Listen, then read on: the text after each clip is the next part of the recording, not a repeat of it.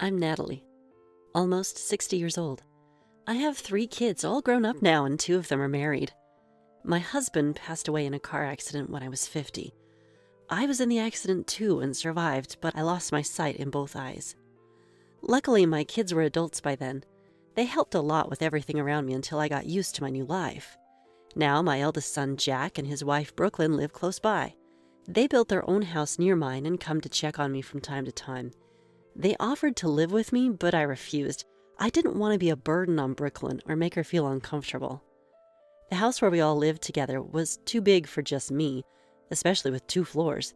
My kids were worried, so we sold it. Now I live alone in a small apartment. I managed to make a living from home-based work despite losing my sight. The shock was big at first, but now I've accepted it and feel stable in my life. Then one day my youngest son, James, told me he wants to get married. His partner's a colleague from work, and they're about the same age. That's wonderful! Congratulations! I was thrilled, even though it was a phone call. I wanted to hug him and celebrate, but I kept my voice calm. However, James didn't sound too cheerful. Thanks. I was concerned, but didn't want to pry. He's an adult after all, and might not like his mom meddling. There's something else, James said hesitantly. I tensely waited for him to continue, wondering if it was bad news. She's pregnant. Oh, that's great news. I was relieved it wasn't something bad. Why was he so hesitant? Shotgun weddings aren't unusual these days, and a new life is a reason to celebrate. I was overjoyed, but James still sounded down. What's the matter? I couldn't help but ask. He just responded with a faint, and didn't elaborate. We'll bring her over soon. When are you free? He changed the subject. I guess he didn't want to talk about it.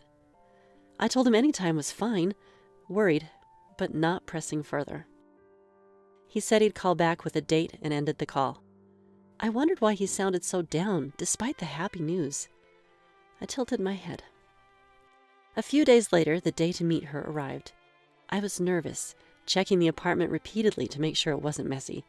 We had planned to go out for a meal, but she had some errands, so they couldn't stay long. I wanted to make it special, so I asked Brooklyn to buy some treats from a famous bakery, hoping she'd like them.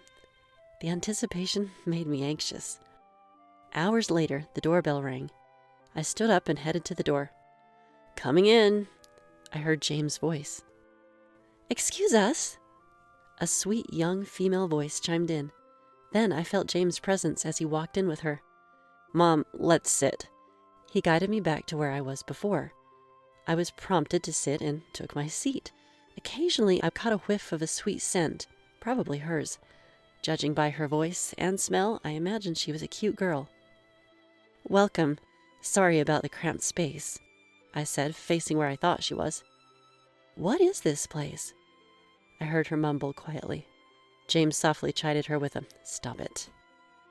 Feeling a bit awkward, I stood up to make coffee, but James stopped me. What are you doing? He took my hand and helped me stand. I appreciated his kindness, but in front of his girlfriend, I worried he might seem too much like a mama's boy, so I gently removed his hand. I'm just making coffee. Sit tight. Don't touch the hot water. I'll do it. It's warm today, so I have iced coffee already. Don't worry. James is always so concerned about me. He calls often, not every day, but frequently, always asking if I need anything or if I've had any troubles or injuries. Sometimes I wonder who's the parent here. Yuck, James, a mama's boy? I heard her giggle. See, just as I thought.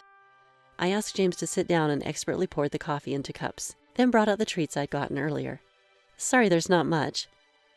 Really, feels low income, she remarked, laughing. James tried to stop her, but I waved him off, telling him it's okay since it was true. Nice to meet you. I'm Madison, she said after a bit of laughter, finally calming down. I responded in kind. Nice to meet you. I'm Natalie, James' mom. Just the name sounds fancy. Madison burst out laughing again when I introduced myself. James scolded her more seriously, but it didn't seem to affect her. She continued making snide remarks, but I didn't let them bother me. Eventually, James, reaching his limit of frustration, left with Madison less than an hour after they arrived. He later apologized, but I reassured him that I wasn't upset, which seemed to calm him down. While it would be a lie to say I wasn't hurt at all, at my age, I'm not about to dwell on every word from a young woman. Maybe it's just the difference in life experiences. Having gone through so much, I'm not easily upset by words like those. A few days later, James mentioned wanting to have a Meet the Families event. It makes sense since they're getting married and will become one big family. I agreed to the meet, but James seemed reluctant. If you don't want to, it's okay to say no. After last time, I understand. James let out a heavy sigh in front of me. I couldn't help but laugh. What are you saying? Don't worry about me. I'm not the kind of mom who gets down over words like that. Maybe, but it's me who doesn't want to. I could almost picture his moody expression. I wondered what he was so averse to. I wish James wouldn't worry so much, given I'm okay, but maybe it's tough for him, being such a caring son. How about asking Jack to come along in Dad's place? He's good at handling these situations, and with Jack there, things won't get awkward. Jack, being a young CEO, is quite capable. He's good at communication, dealing with many adults, and could smooth things over if James gets upset again. Jack, huh? Yeah, maybe I should ask him. Don't want to leave you alone, Mom. James seemed okay with bringing Jack, so I called him to come to the Meet the Families. With Jack there, I wouldn't have any trouble getting around. Jack was also looking forward to meeting James' girlfriend and her parents. Jack had taken time off work for the meet, but an urgent matter came up, so he had to join us later at the restaurant. Brooklyn dropped me off at the restaurant, and I managed to arrive safely. She hurried to get Jack there too, but I told her there was no need to rush. Waiting outside, James took my hand and led me into the restaurant. The restaurant was quiet, with faint music playing in the background. It smelled like a fine dining establishment. We've got a private room set up. Madison's parents are already here, James informed me while guiding me. I felt a bit nervous, but entered the room. Sorry for being late. I'm Natalie, James's mom. I greeted as we entered. I heard chairs move as if someone stood up. Pleased to meet you. I'm Madison's mom, Avery. Come on, say hello. Hello, I'm Dad, Samuel. A cold, unfriendly male voice followed a soft female one. James guided me to a seat. Everyone's here, so let's order something. What would you like, Natalie? Can you eat seafood? Any allergies or dislikes? Feeling the tension in the air, Avery kindly asked me. I smiled towards the voice. Thank you for asking. I'm fine with anything. I'll choose for Mom. Should we get some drinks? How about alcohol? James and Avery smoothly decided on the food and drinks. Madison was silent, and occasionally I heard Samuel chewing loudly. Avery seemed nice, but I couldn't form a good impression of Samuel. I kept smiling, trying not to show my thoughts. That smile is creepy, Samuel remarked, clearly annoyed. Stop it, Avery quickly interjected. I felt awkward and relaxed my smile a bit. Can she really not see? Hey! Ignoring Avery's protest, Samuel's voice grew closer, as if he was leaning forward, testing my reaction. It was frustrating to be treated this way by an adult, not much different from me. Despite Avery's efforts, Samuel kept laughing and making derogatory remarks. Seriously, marrying someone with parents like this, you can't be happy. She'll just be a burden. Madison, you should reconsider, he said, sounding bored with my lack of reaction. Madison laughed, replying, Well, we have a kid on the way. No choice there, right? Fortunately, James isn't a low income like you, but an elite from a famous company, so Madison won't have any troubles there, Samuel continued, laughing heartily. I sighed internally, wanting to leave, but managed to smile at Samuel. Yes, I'm lucky my son is so kind. He takes good care of Madison and even helps me out. I'm truly grateful. I tried to lighten the mood by praising my son, but upon hearing my words, there was a loud noise as Samuel aggressively pushed back his chair. An allowance? His voice wasn't mocking anymore. It sounded angry and low. I could tell that Samuel had stood up and I had said something to upset him. In a panic, I turned toward where I thought James was and searched for his hand, which he gripped back in response. Yes, is there a problem with that? How much are you giving her? $1,000 a month. James replied calmly, though the grip on my hand tightened, betraying his agitation. This old lady living on a pension is just a burden to your girlfriend. Stop wasting money on her. No more allowances. Living on a pension? I'm not old enough to even receive one yet. As I thought this, my anxiety grew. I feared that James's marriage could be ruined because of me, that I was causing him distress right now. Really? $1K? You've never even bought me a bag. Madison chimed in, sounding dissatisfied. The allowance isn't stopping. It's my way of giving back a little to Mom for raising me. What? This old lady will just drag you down. You should be spending on your future child and Madison, not her. Who's more important to you, James, this old lady or your daughter? The atmosphere had become too hostile for me to diffuse. While I was tense and anxious, Avery stood up and tried to calm Samuel down. Then there was a loud thud, a heavy sound.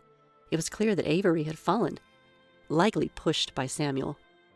I stood up and groped my way towards Avery. Are you okay? I managed to reach Avery, who replied softly, I'm fine, and grasped my hand to stand up. Spending even $1 on her is a waste, Samuel continued, not caring that Avery had fallen. Avery kept apologizing to me. I started to think that maybe for James's sake, it would be better to cut ties and never interact with Madison's parents again. If you keep insulting Mom, it will affect you, James warned amidst Samuel's ongoing tirade. The tension in the air was palpable. Ha! What can this old lady do? Is that a threat? Don't want to marry Madison? Samuel scoffed, then grabbed my arm and shook it. Maybe Samuel is in good physique. He must have been physically imposing, as his large hand shook me significantly. What are you doing? Just as James rushed to intervene, the private room's door opened.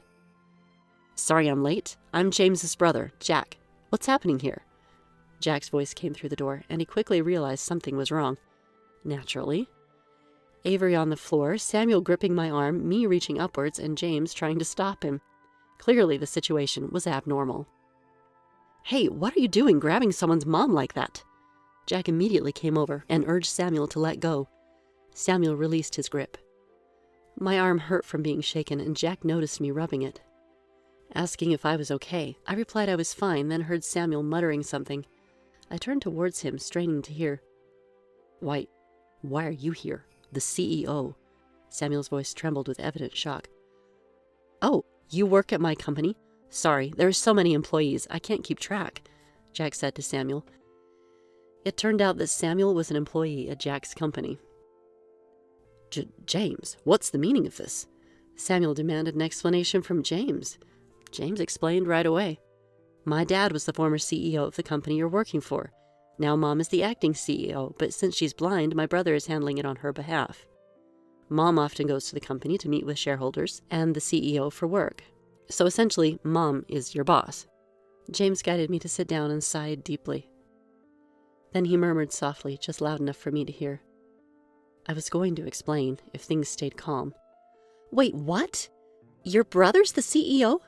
You didn't tell me. He's handsome. In the irretrievable atmosphere, Madison, with her youthful naivete, raised her sweet voice and clicked her heels toward Jack. I might switch to your brother. It was clear from her voice that Madison was making advances on Jack. Jack, slightly flustered, called out to James. James sighed heavily again, and then there was a sound of something heavy being dropped. I can't marry Madison. I decided that today. I was going to stay silent. But the child in your belly, it isn't mine, is it? Wow, what's this? Pictures of her with various men? While James spoke in a low, firm tone, Jack's tone was humorous and light. Apparently what was laid before them was evidence of Madison's infidelity. The situation was clear, even without an explanation. What are you talking about? It's your child? Madison's voice pitched up, showing her distress. Now I understood why James had been upset.